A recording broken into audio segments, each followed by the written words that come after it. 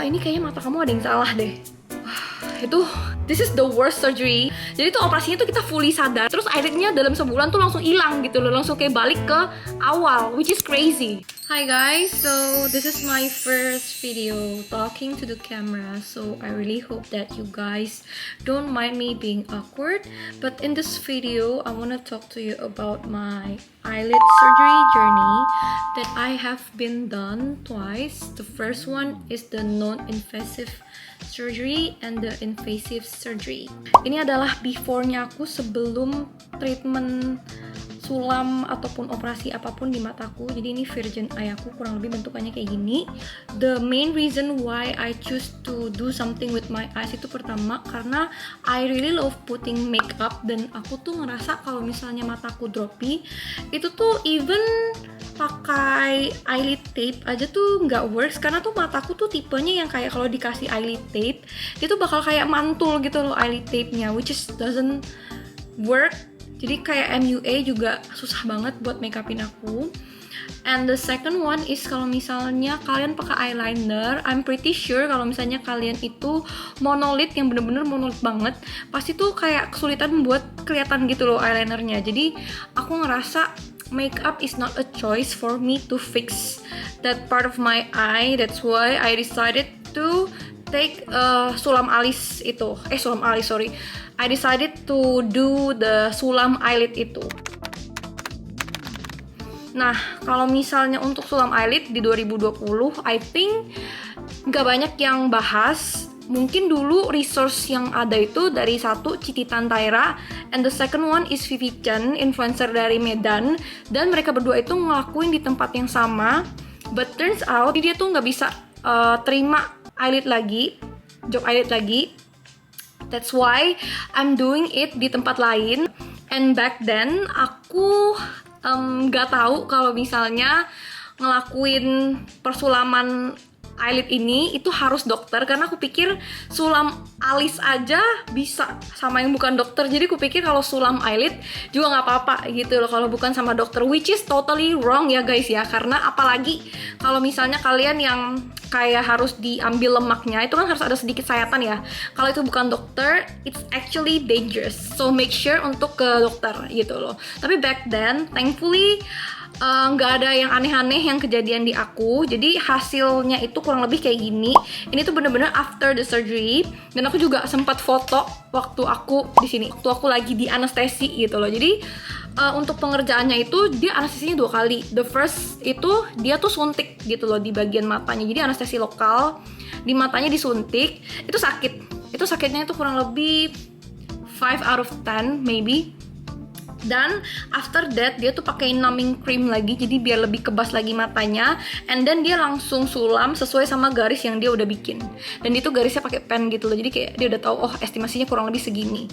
Nah, untuk sulam eyelid itu I could say I would give it kurang lebih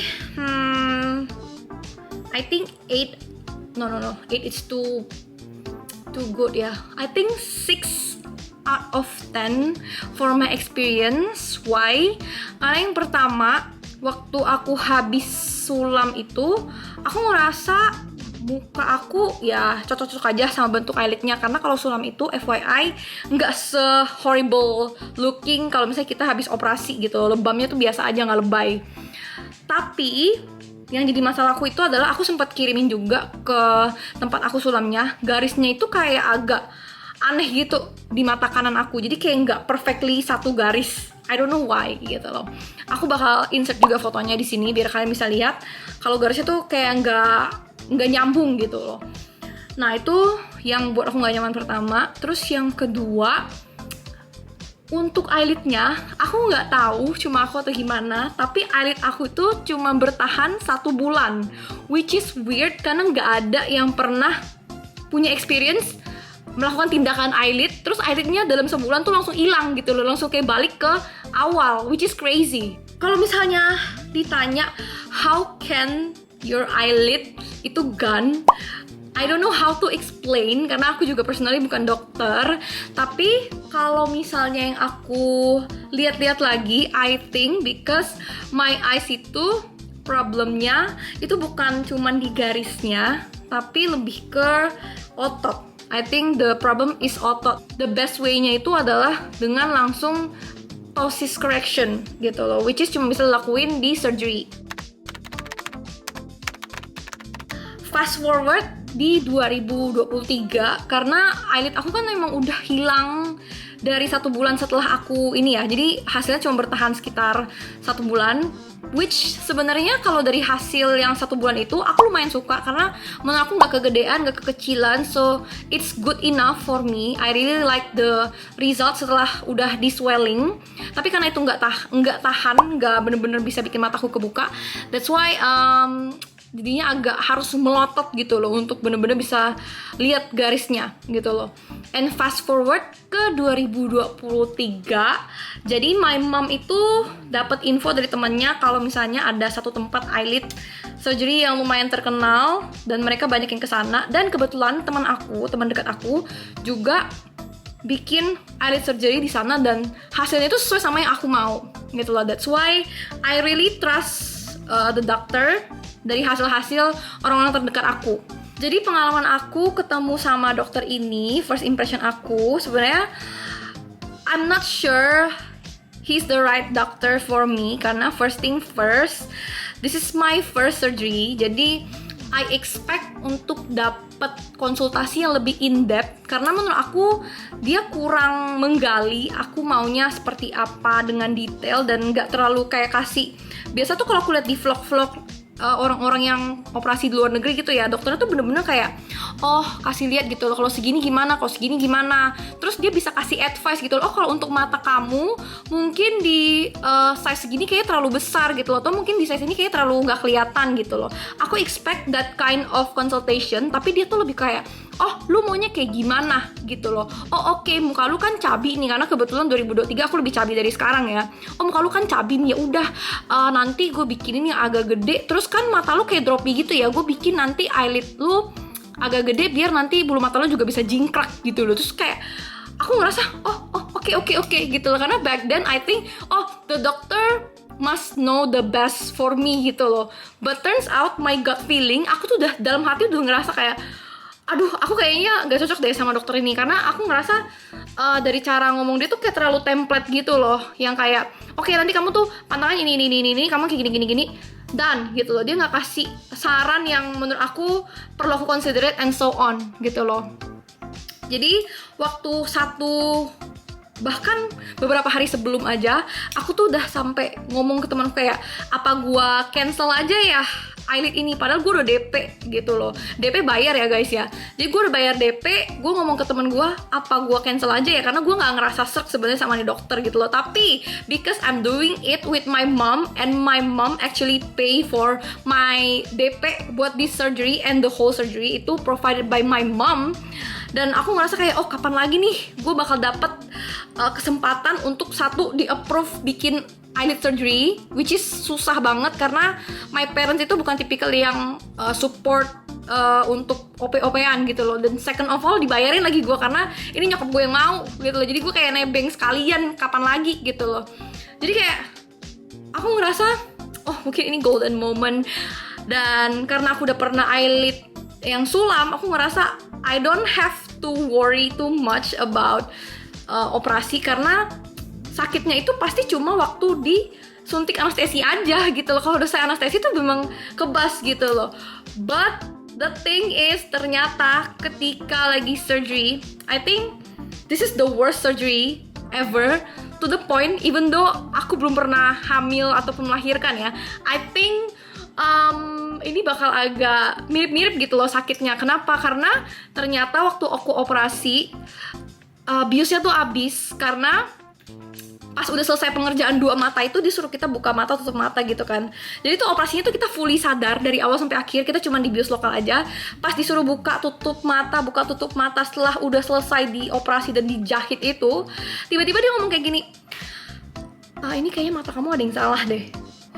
Itu gimana ya, pas sudah terjadi kayak omongan dokter itu, aku tuh langsung kayak bingung gitu loh, mau nangis gak bisa kan lagi operasi gitu kan, tapi mau shock tuh juga gak bisa gitu loh. Jadi mataku tuh, mata kanan aku ya, specifically again mata kanan ini lagi dibuka lagi, operasinya tuh kayak dibuka lagi jahitannya, habis itu dibenerin lagi. Aku nggak tahu gimana dibenerinnya ya, cuman kayak itu bener-bener horor banget bagi aku, karena kayak dia tuh berkali-kali ngomong, iya ini kayak mata kamu ada yang salah. Bayangin, dia ngomong berkali-kali mata kamu ada yang salah gitu loh. Terus what do you expect from me gitu loh, karena aku juga pasien kan, jadi kayak baring terus kayak aku bahkan nggak bisa ngerespon gitu loh.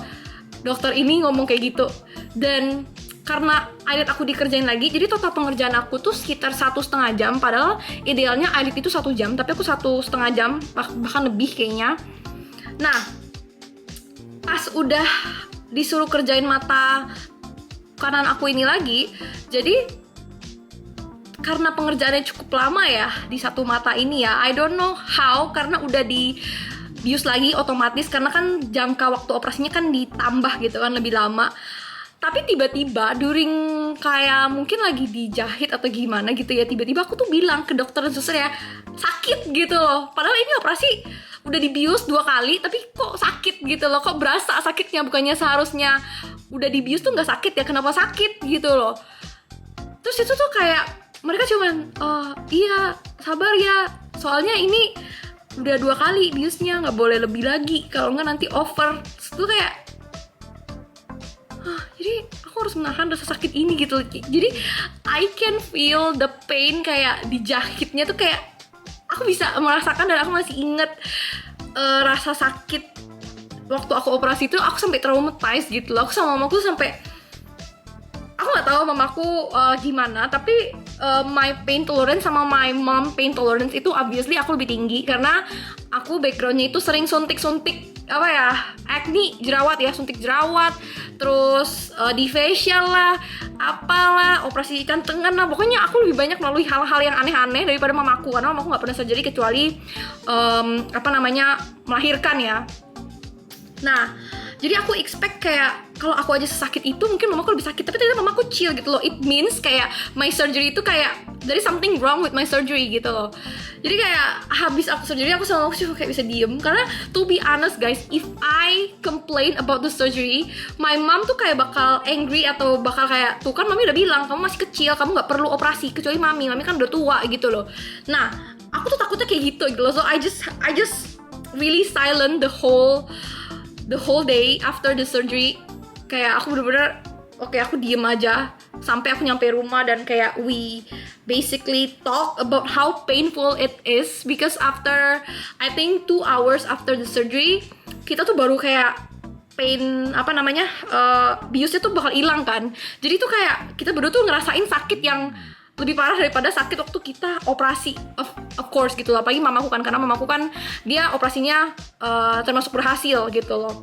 Jadi kayak aku tuh sama mamaku kayak merasa, orang-orang tuh bilang katanya eyelid surgery tuh kayak gak sakit gitu loh. Even my best friend told me kayak, oh eyelid surgery is not that scary, itu gak sakit gitu loh. Tapi bagi aku eyelid surgery tuh sakitnya tuh sakit banget gitu loh. I don't know how the hell everybody on the internet said that okay, eyelid surgery itu kayak oke banget gitu loh, itu kayak nggak ada rasa banget gitu loh. Aku nggak tahu pain tolerance mereka yang tinggi atau my surgery aja yang aneh gitu loh. But in this video I want to let you guys know, kayak mungkin dari 10 review